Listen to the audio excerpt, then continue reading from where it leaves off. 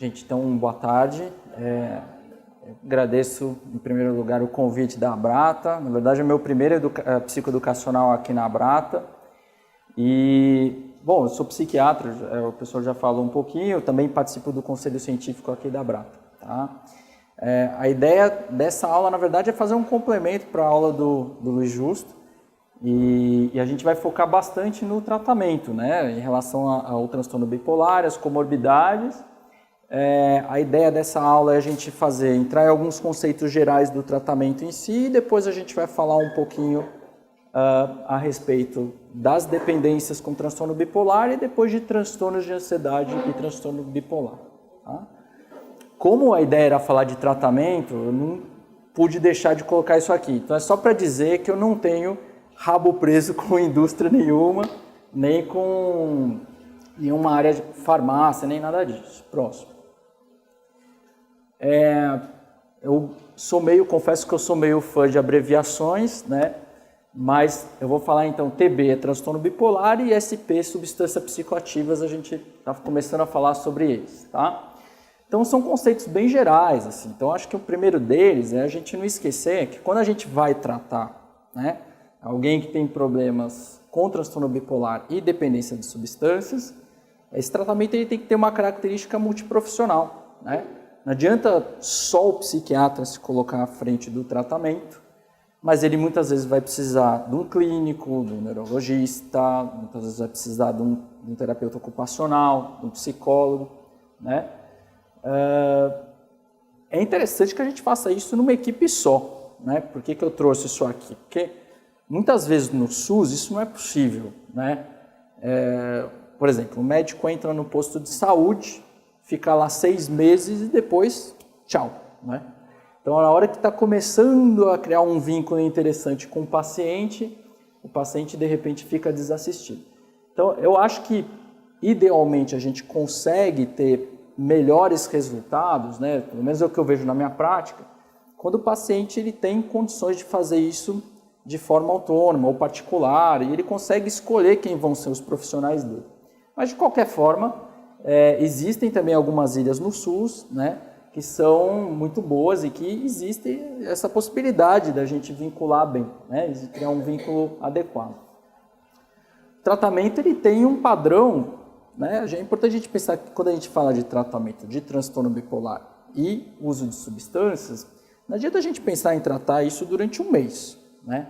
É um tratamento de médio e longo prazo, é uma coisa que vai demorar, por isso longitudinal. Alguns estudos na literatura, eles comparam, né, a efetividade de você colocar o paciente, por exemplo, dentro de uma instituição, de um hospital psiquiátrico e tratar, e colocar esse mesmo indivíduo, por exemplo, num setting de consultório, ambulatório e tratar. E a gente vê que é mais ou menos a mesma coisa. Não tem muita diferença de eficácia, né, isso ao longo do tempo. Mas a gente dá preferência ao atendimento ambulatorial, né? Primeiro porque eu acho que é melhor para o próprio paciente, né? Acho que ele vai se sentir mais à vontade e também para o médico, né? Quer dizer, a gente vai estar num ambiente mais livre, né? Próximo. Em relação a algumas características ainda gerais, a gente sabe que se a gente pegar o transtorno bipolar como se fosse um grande pilar, né? E a dependência de substâncias e separasse umas das outras, né? A gente sabe que respondem melhor quando a gente trata só uma delas. Então, se eu vou usar o lítio, né, para tratar um transtorno bipolar, ele funciona muito bem, inclusive é a primeira opção de tratamento. Quando as duas condições elas estão juntinhas, fica muito mais difícil da gente ter uma resposta eficaz, né? Existe um autor aqui na literatura que é o Drake, e ele fala o seguinte, ele pegou 50 pacientes mais ou menos e acompanhou durante o tempo, né? São pacientes que tinham transtorno bipolar e uso nocivo ou dependência de substâncias. E aí ele conseguiu ver o seguinte, que o tratamento funciona muito bem, mas os sintomas eles são crônicos, né? Então são patologias, como o Luiz já disse, que são muito parecidas com pressão alta, com diabetes, ou seja, vão ter uma evolução ao longo da vida, crônica, né? E os sintomas são muito enraizados, né, arraigados nesses indivíduos. Então é muito difícil o psiquiatra ou qualquer outro profissional tentar arrancar esses sintomas, né? A gente precisa fazer isso de forma contínua, né? Quando a gente inicia um tratamento, né, é importante lembrar que a primeira coisa que a gente tem que fazer é tentar tirar o paciente da fase. A gente está falando de transtorno bipolar, a gente está falando de fase eufórica ou fase depressiva, né? Então, primeira coisa, tirar o paciente daí.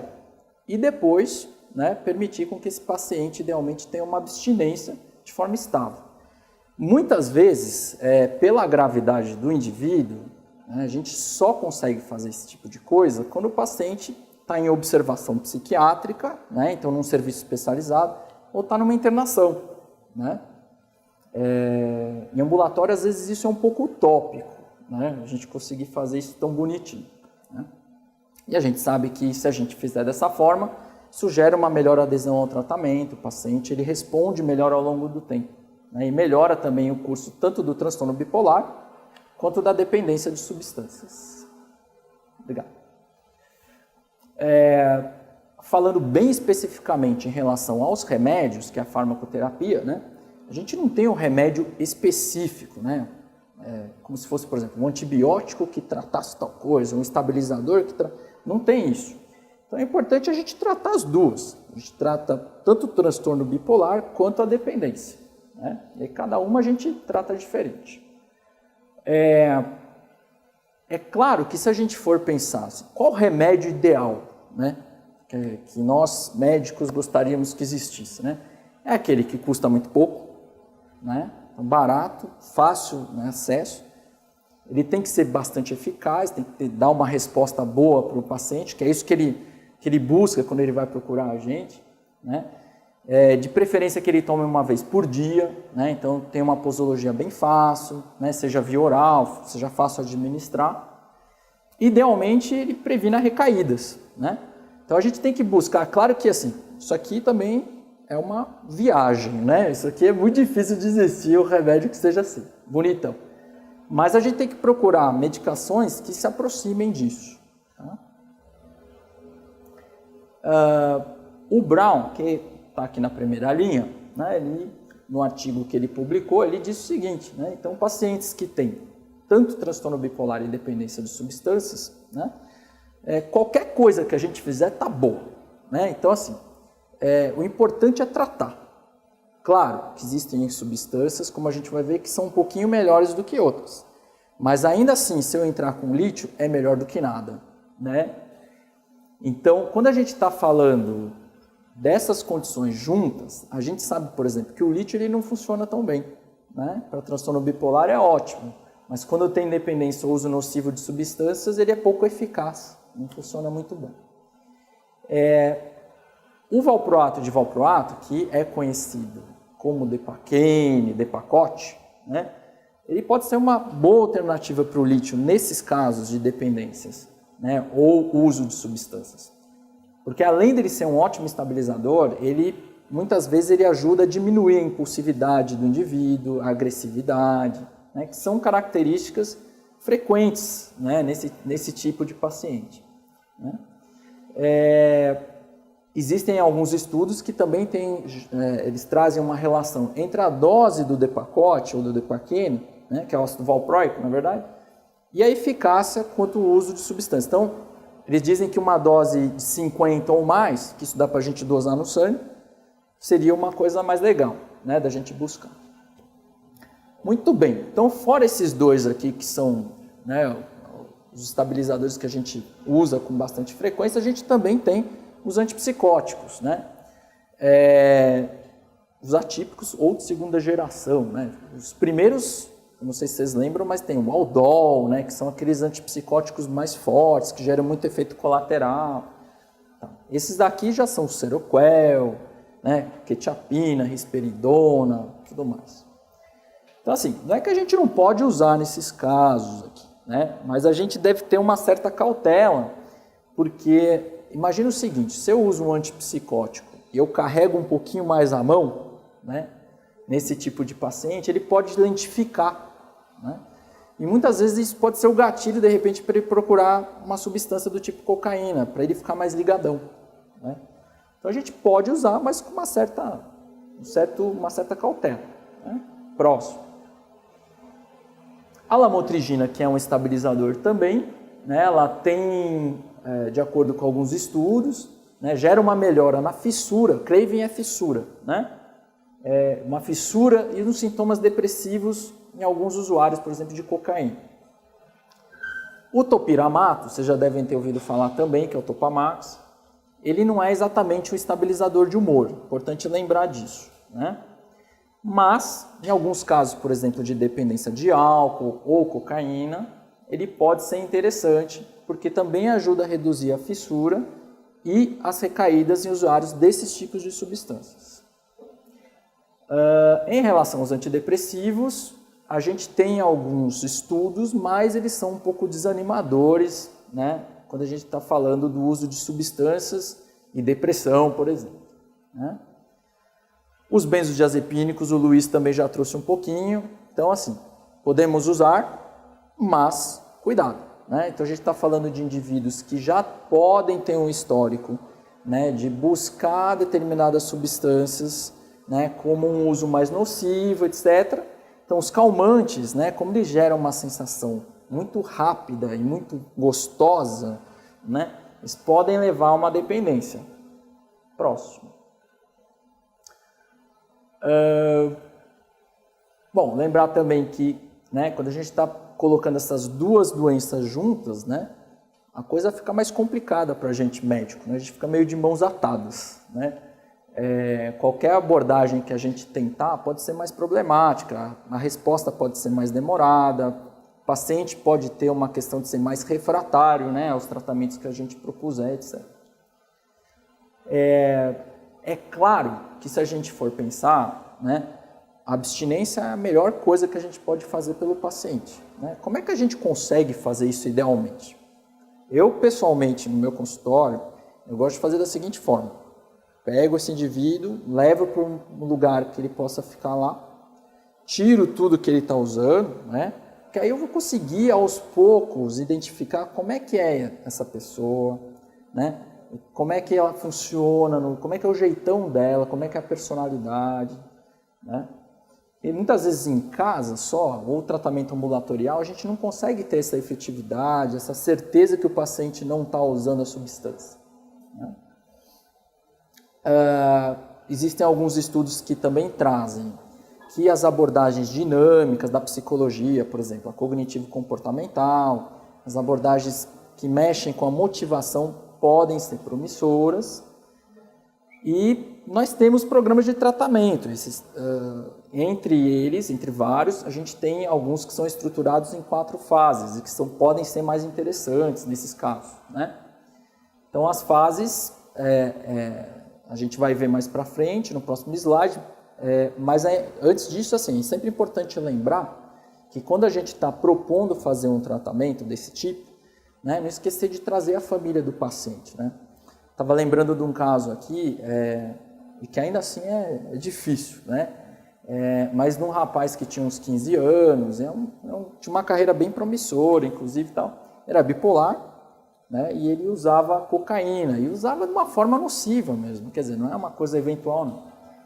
E a crítica estava muito baixa, né, desse indivíduo, eu não tinha muito o que conversar com ele, porque todo o argumento que eu usava, né, no sentido de prós e contras, não funcionava muito bem, né? E no momento que eu chamo a família, né, e tento juntar todos, explicar a gravidade, eis que a família vai lá e fala tudo para o paciente. Então, muitas vezes é difícil a gente conseguir fazer uma coisa que seja exatamente ideal, né? Mas seria legal a gente levar, né, em primeiro lugar, né, para uma fase de engajamento, de motivação, né, para depois a gente tentar fazer o tratamento, né, em si, planejar, né, a parte farmacológica, né, com prevenções de recaídas e tudo mais. Próximo.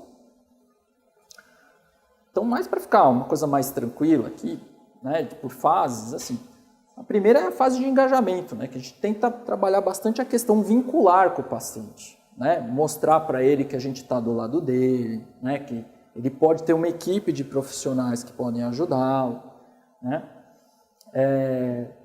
A gente tenta também trabalhar a questão dos conflitos, né. Então, não é incomum, por exemplo, as famílias chegarem até a gente, né, e se queixarem, falar, olha, eu achei uma garrafa lá de uísque, pô. Ele falou que parou de beber, mas está lá bebendo e tal. Então a gente tem que trabalhar com as duas partes, né? Mostrar que isso pode ajudar também a qualidade de vida desses pacientes, dessas famílias. Muitas vezes isso é mais importante do que a gente focar na abstinência, em pensar só em internar o paciente e tudo mais. Tá? A motivação é a segunda fase, então o principal objetivo é a gente focar no estilo de vida livre dessas substâncias, né? E também trabalhar com o conceito de estabilidade de humor, né? Levar esse paciente dentro do possível para uma estabilidade, né? Psicoeducar o paciente, mostrar o que é transtorno bipolar, o que é dependência, né? Por que eu preciso usar medicação X, Y, Z, né? Então, se eu vou no médico e só existe um diálogo verticalizado, né, em que o médico é o dono absoluto do poder, né, e passa isso como se fosse inatingível, fica muito difícil ter uma relação de vínculo, né? É interessante mostrar para o paciente, para esse indivíduo, os prós e contras a respeito da abstinência, né? O que isso gerou de ruim na vida dele, lembrar as coisas que ele teve, né? Avaliar as barreiras ao tratamento, né? E nessa fase a gente já pode iniciar a parte farmacológica mesmo, dos remédios e tal. Na fase de tratamento ativo, a gente faz isso de forma integrada, né, sempre em equipe. A gente pode levar esse paciente, né, para uma exposição tanto em grupo, né, para que ele gere também dentro desse indivíduo uma sensação, né, de pertencimento, né, no sentido dele, o que a gente faz um pouco na Brata também, né? Eu não estou sozinho, tem mais gente, né, que também pode, que eu posso compartilhar o meu problema, eu também posso ouvir como é que é a vida do outro, etc. Lembrar sempre que é uma coisa de longa duração, né? E a última fase é a prevenção de recaídas, que a gente usa técnicas mais específicas, né, cognitivo-comportamentais, etc. E levando sempre em conta as características de cada um, individualizar o tratamento, né? A gente falou até agora um pouquinho de transtornos, relacionados ao uso de substâncias e agora a gente vai falar um pouquinho em relação aos transtornos de ansiedade, né? Transtorno de ansiedade, de uma forma bem geral, né, só para lembrar assim, tem a ver com medo, né? Com pânico, com medo. Então essa é a palavra principal, né? E tem vários, né? A gente tem transtorno obsessivo compulsivo, fobia social, transtorno de pânico, etc. Né? A gente vai fazer uma breve passagem, né? O que a gente tem na literatura é que assim, a recomendação principal é a gente tratar em primeiro lugar o transtorno bipolar, né? Quando essas duas coisas estão juntas. Então assim, vamos focar no estabilizador, vamos estabilizar esse paciente, né? Por outro lado, né, se também a gente deixar, você está falando de toque, né? Se a gente deixar, por exemplo, o paciente com sintomas residuais de toque, isso também pode piorar a depressão dele ao longo do tempo. Portanto, piora o curso do transtorno bipolar, né? A gente tem uma grande questão, né, em relação a todos esses transtornos de ansiedade, que a gente mais usa para tratar a ansiedade? Antidepressivo, né?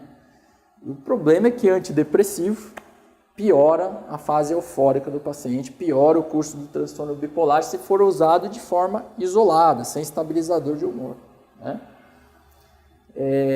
A gente não tem nenhuma descrição, né, que os estabilizadores funcionem bem para o toque. Tá? Então, assim, o que é considerado melhor? O que é considerado mais adequado? Quando a gente combina, por exemplo, um antipsicótico, então, por exemplo, a risperidona, a olanzapina, a quetiapina, mais um estabilizador do humor, então o lítio, o Depakote, Depaquem, valproato, junto com a terapia cognitivo-comportamental, né? E, em último lugar aqui, muitas vezes, voltando para aquilo que a gente já discutiu anteriormente, isso aqui é o ideal, né? Mas muitas vezes, na prática, o ideal está longe, né? E muitas vezes a gente precisa usar o antidepressivo. Fica muito difícil a gente tratar o paciente sem antidepressivo. Se isso for necessário, então a gente tem que usar aqueles que têm menor risco de virada maníaca, né? Aqueles que têm menos chance de levar o paciente para uma crise eufórica. Próximo. A gente falou um pouquinho da relação entre transtorno bipolar e TOC. Agora a gente vai falar um pouquinho em relação ao transtorno de pânico, né, especificamente. Os dilemas são os mesmos, né? Então, a gente trata isso com antidepressivo, né? Então tem que ter uma certa cautela, né? A gente sabe que ISRS quer dizer inibidor seletivo de recaptura de serotonina. Então a fluoxetina, sertralina, paroxetina, todas essas medicações, a gente dá preferência para elas porque elas têm uma menor taxa de virada para euforia, né? Em relação ao Depakote, existem algumas evidências de melhora, né? Especialmente quando existe um padrão de ciclagem bem rápida de humor. Existe uma outra medicação que se chama gabapentina, que ela pode ajudar nos sintomas de transtorno de pânico, né? Que pode representar uma alternativa quando a gente precisa usar antidepressivo, apesar da gabapentina dar muita sedação, né? Na prática a gente vê isso também. E a gente mantém uma recomendação dentro do possível, né? De tentar abordagens que não são farmacológicas. Então, por exemplo, terapia cognitivo-comportamental. A gente tem um outro tipo de transtorno de ansiedade, que é o transtorno de estresse pós-traumático, que é o TEPT.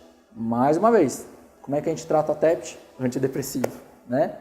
Então, se isso está ligado junto com o transtorno bipolar, mesma coisa.